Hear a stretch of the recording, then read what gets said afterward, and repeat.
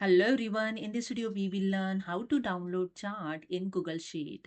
So let's start. This is my Google Sheet and here you can see I have a data, order ID and total price.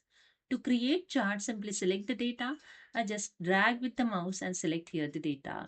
Then go to the insert tab, then click on the charts option.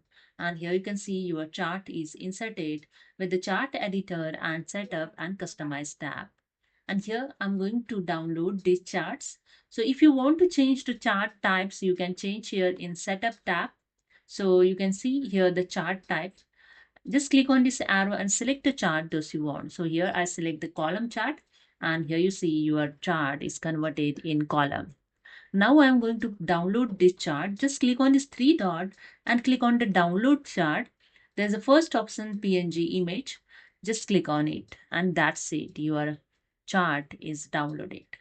Just click on this folder. Just click on it and open your charts. Here you can see. Just double click on here and it's open. See here in PNG format, your chart is downloaded. So hope you understood. If you like this video, please subscribe my channel. Thank you so much.